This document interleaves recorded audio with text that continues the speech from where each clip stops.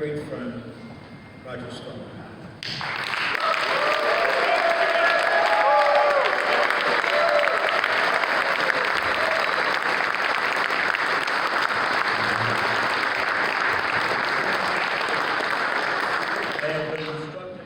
I think people underestimate the importance and the seminal nature of Carl Paladino's campaign for governor.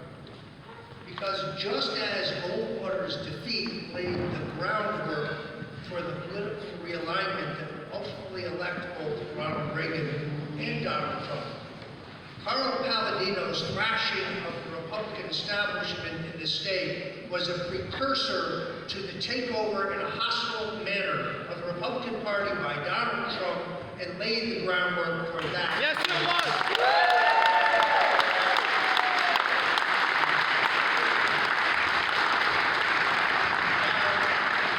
Some of you will remember how Carl's campaign collapsed after a series of extraordinary political gaps. Like when he said, for example, Sheldon Silver is a crook and he belongs in jail. How did that work out?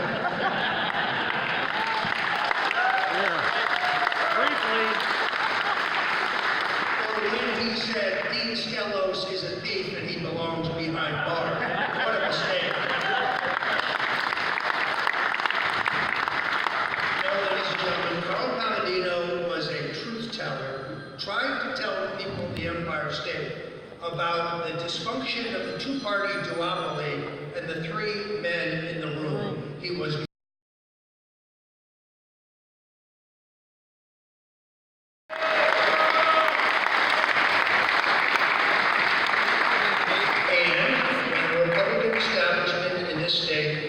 lined up behind Jeb Bush, who had the courage and the fortitude and the energy and the organization and the vigor to put together an operation to get the New York State delegates for President Donald J. Trump. Why, it was our friend Carl.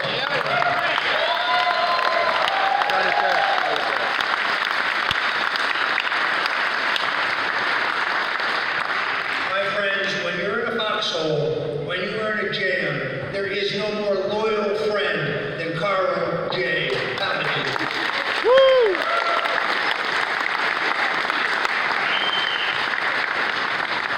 I appreciate so much what he's put together tonight. And I want to talk to you tonight about the coming presidential election and how I see it. I have been a friend and associate and supporter of Donald Trump for 39 years. I tried to get him to run for president in 1988, in 2000, in 2012, and then lastly in 2016. Because I saw from the beginning that he had the size and the independence and the courage and yes, the cojones to take on the two-party duopoly that had run America into the ground. He didn't run for president because he needed the job. He didn't run for president because he needed to be somebody. He already was the best-known business person on the face of the planet.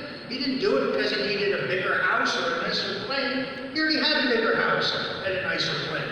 And right now, he could be enjoying his life. No, let's be clear. The presidency has cost Donald Trump $2 billion of his net worth and has earned him the enmity and the vituperation and the abuse of the fake news media against him and his family every single day, and he lets it roll down his back. Why? Because he's not doing it for him, he is doing it for us.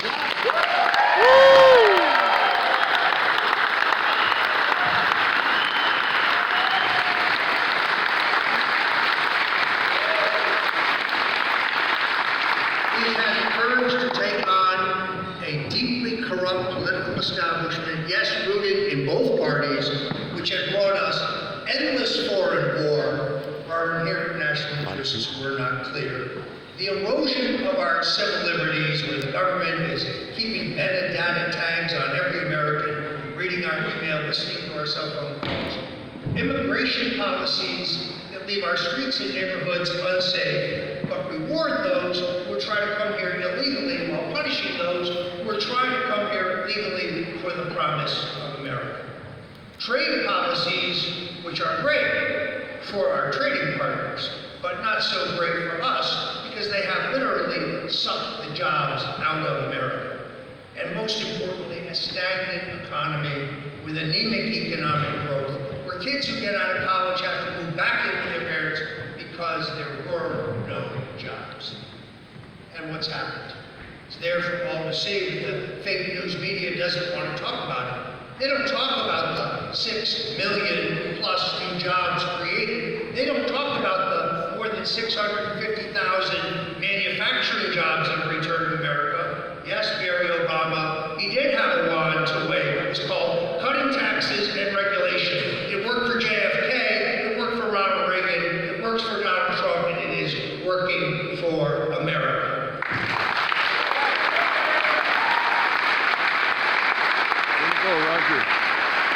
Wage growth at the fastest pace in American history. Unemployment at the lowest point since 1969, when my mentor, Richard Nixon, was president.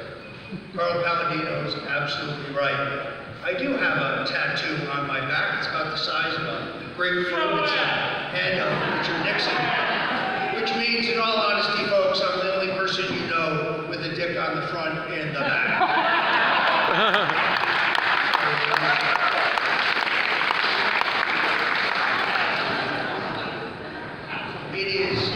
It is a great honor to be here tonight and talk to you about the 2020 election.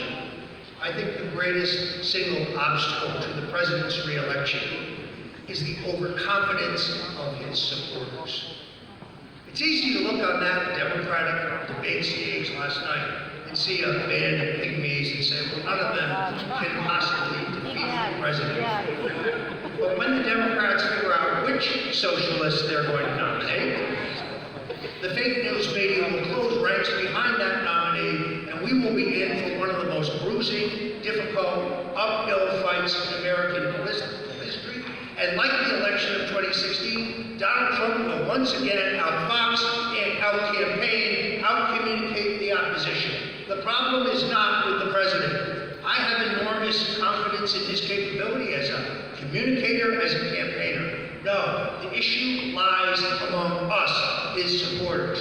Overconfidence breeds defeat. Let no one think this is a pending landslide. Let no one believe it is a walk in the park. Let no one believe it is a cakewalk. We must be ready, and we must work as hard in 2020 as we did in 2016. Amen to that.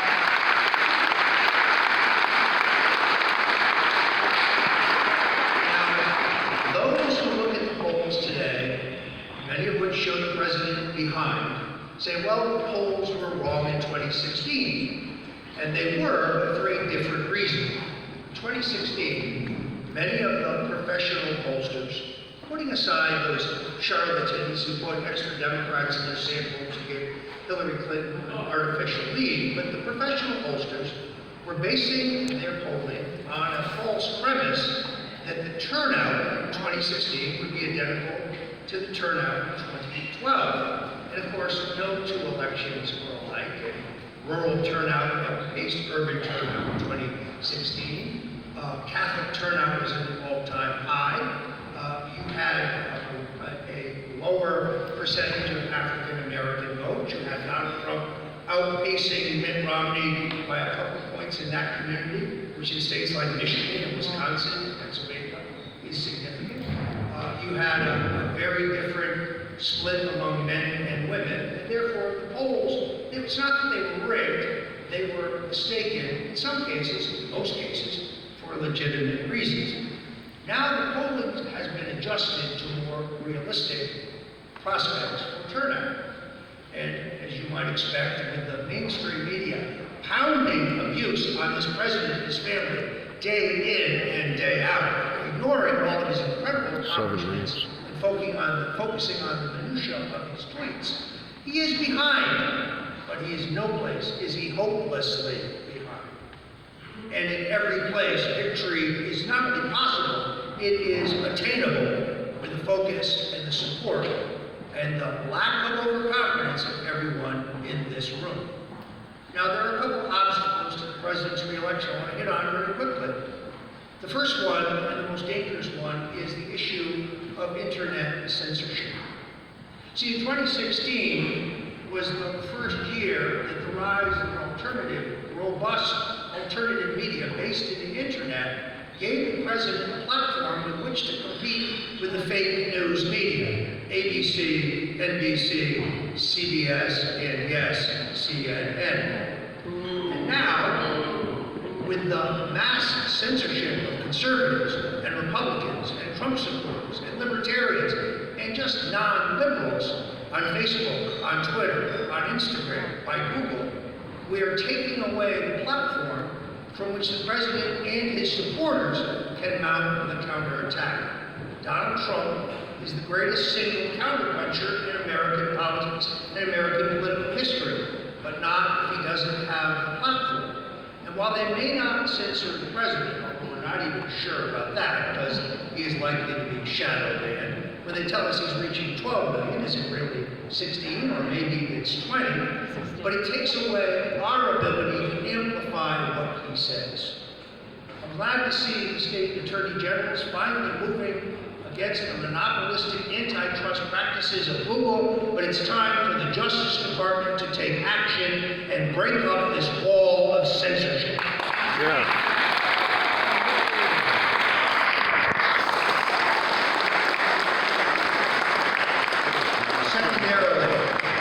We need an honest election. We need an election in which only those who are eligible to vote can vote.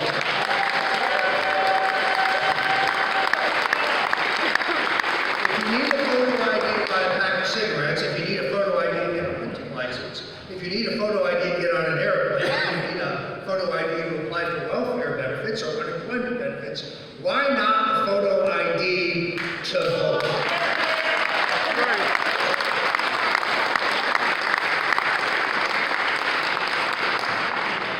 Constantly asked which Democrat we want to run against. And my answer is very clear. I would relish a race against Joe Biden.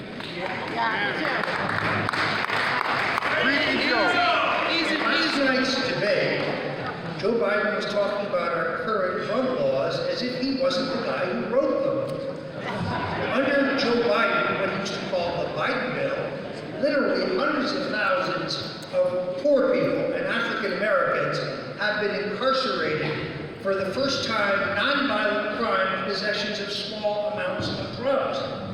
The war on drugs, which I have identified as President Nixon's greatest single error, has been an ignominious, racist, expensive failure. These people are not violent criminals. Drug abuse is a public health issue, not a criminal justice issue. And who has signed criminal justice sentencing reform to give people trapped in the penal system a second chance? Why, that would be President Donald Trump.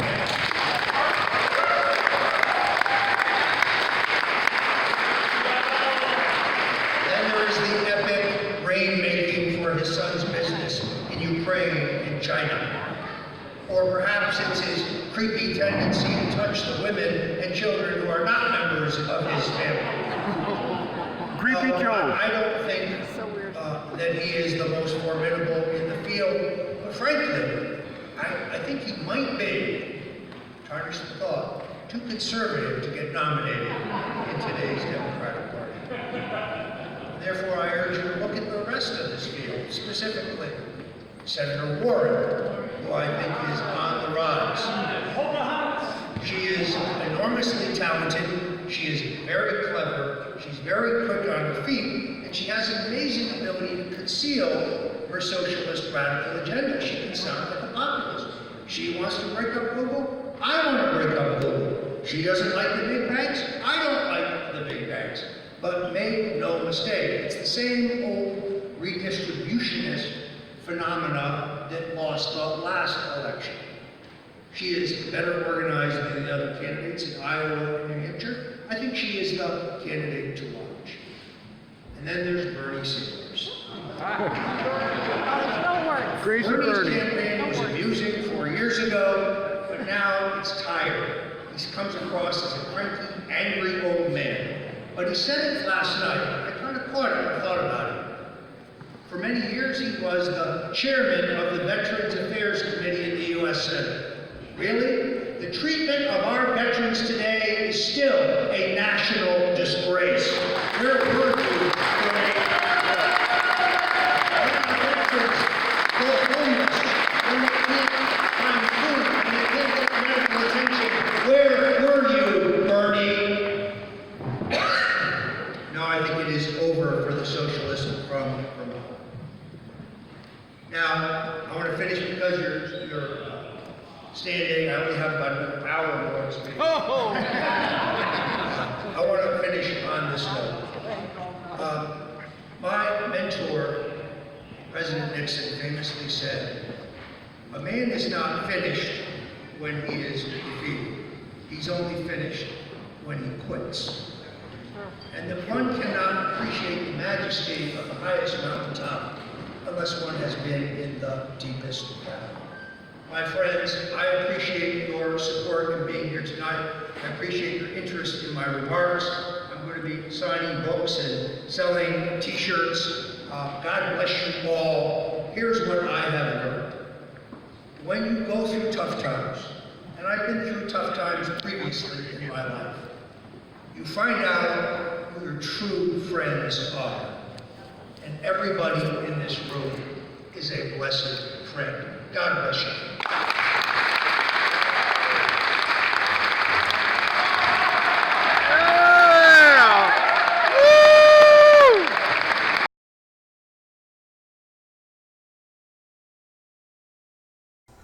You know, to just be grossly generalistic, you could put half of Trump supporters into what I call the basket of deplorables. 1, 2.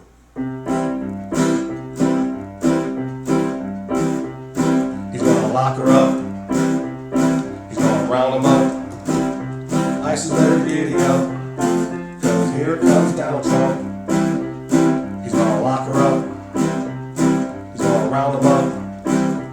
ISIS better giddy up, 'cause here comes Donald Trump. Here comes to save the day by restoring the old American way. You wanna make America great? Vote Donald J. Hillary committed perjury right before our eyes. She kept the truth from the Benghazi families and never apologized. She'll take away your liberties, your privacy and gun rights too. Said, isn't this the same family that gave us the 3 strikes rule? He's gonna lock her up. He's gonna round him up. ISIS better giddy up, 'cause here comes Donald Trump. Here he comes to save the day by restoring the old American way. Remember November 8th, vote Donald J. History always teaches me that tyranny is not kind. They're going forward with their new world order. Can you tell me what's on their mind? They took away Bernie Sanders' only opportunity. I said, if that's how they're treating their friends, how they're gonna treat you and me? He's gonna lock her up. He's gonna round them up. ISIS better giddy up, 'cause here comes Donald Trump. Here he comes to save the day by restoring the old American way. The only thing left to say is build that wall. He's gonna lock her up. He's gonna lock her up. What difference at this point does it make? He's gonna lock her up. He's gonna lock her up. He's gonna lock her up. He's gonna lock her up. Cigar delivery for a Mr. Clinton.